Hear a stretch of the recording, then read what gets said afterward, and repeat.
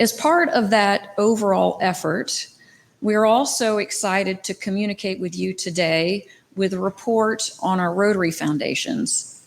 As you may remember, we have a 3-part series. Clark Dean kicked us off last week with a terrific overview, and we will begin this week with an overview of our Rotary Educational Foundation. I'd like to introduce our 2 speakers for today on the foundations. Clark has been kind to rejoin us. Clark is overseeing our Rotary Charitable Foundation and also serves as Executive Managing Director at Transwestern. And then Comer Yates oversees our Rotary Educational Foundation. Comer is a nationally recognized leader in the education space. He has led the Atlanta Speech School for over 20 years and has a really inspiring mission to eradicate illiteracy. So welcome, Comer and Clark. I will turn it over to you. Thank you so much, President Catherine and Comer. Thanks for joining us today, and thank you.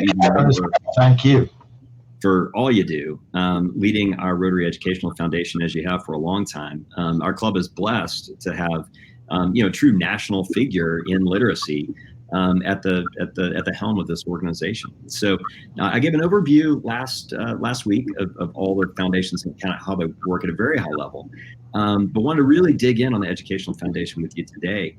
Maybe to get it started, I mean, what is the purpose of the Educational Foundation, and what are the core things that you guys are doing? Great. Well, thank you, Clark and President Catherine. Really appreciate this opportunity, and I'm privileged to be speaking on behalf of and reporting on behalf of my fellow trustees who are just doing such a wonderful job in this work. So the foundation, what's interesting is that it goes back to 1923, Clark, and originally was for giving scholarships to men and women around Atlanta who might not be able to complete their education without the Rotary Foundation support. And then over time, as other resources for students to complete school through financial aid and otherwise, the club made a shift a number of years ago to investments in education to programs more generally. And in the last few years, the focus before my time became on literacy, and we've continued that concentration on literacy. And I can speak more specifically about that, but that's a starting point. No, that's great. That's great. So if you could kind of some of the high points. I mean, it's the foundation obviously has a rich history dating back to the 20s. Talk to us a little bit about like how big a foundation is it, and how much money do we typically give each year, and what's the what's the endowment look like? Right. We've got a principal of about $3.5 million, and we've been using a 5% spending rule, but we're going to cut back to 4%. And so we gave away this year about $150,000 to 5 different organizations, and I can speak to them in just a moment. I think the criteria by which we make these decisions, and just to, again, for the group to have a concept of it, we've spoken before about where we are with respect to literacy in Atlanta, and we're not much different from other cities.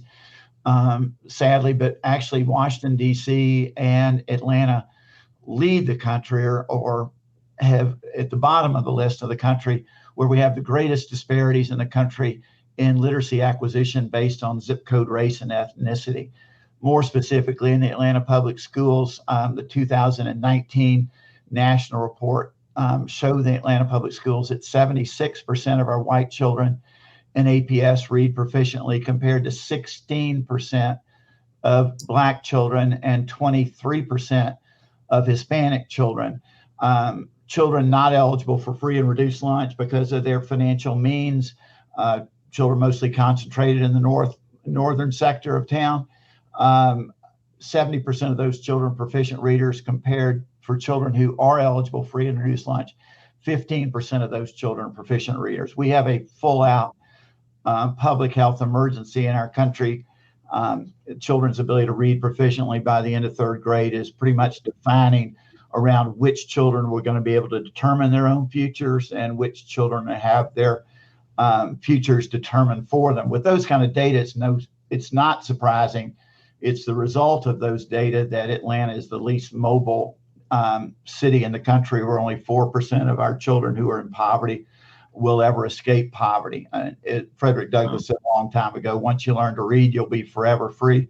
Certainly the opposite true in our country. If you can't read, you can't make it, as Reed Line, who headed President Bush's work in reading reform many years ago, said. So the work of the foundation, then, Clark, is to invest in those organizations that are following the science.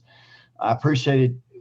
We know as much about eradicating illiteracy among all our children in Atlanta as we do for eradicating polio.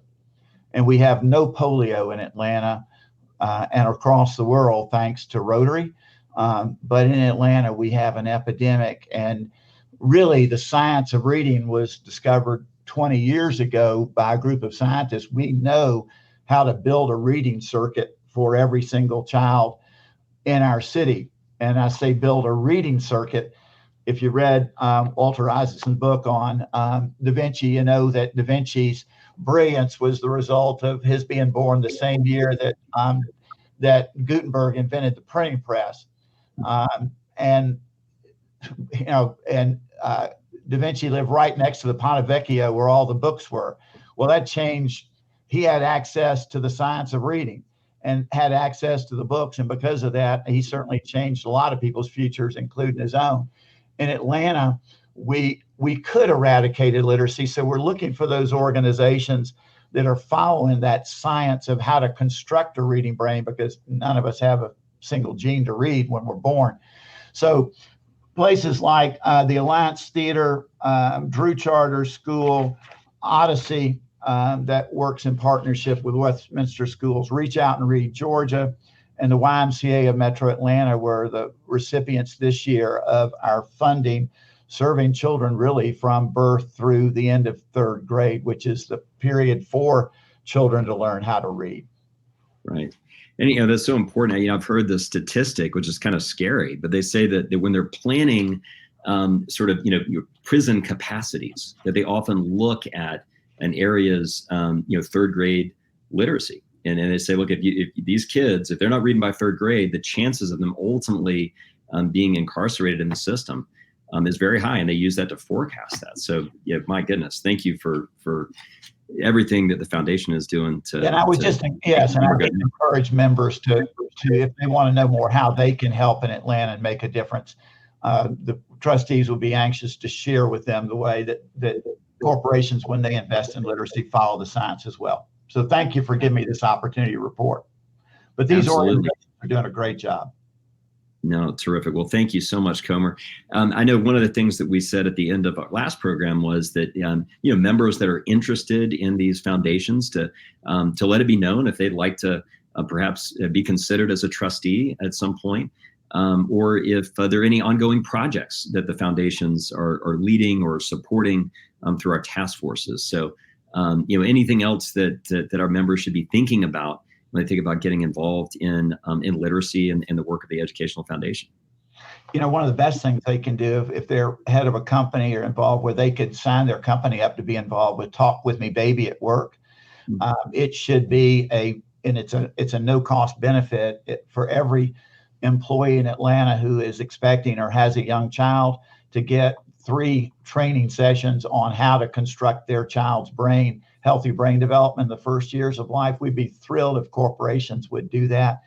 Please also encourage them, if they're making investments in literacy, that they examine what kind of return they're going to get on their investment, because there's certainly some things that don't match the science that end up creating inferences that it's children and their families that are the issue, when oftentimes it's imprecision in what support families and children and teachers are given that's causing the problem.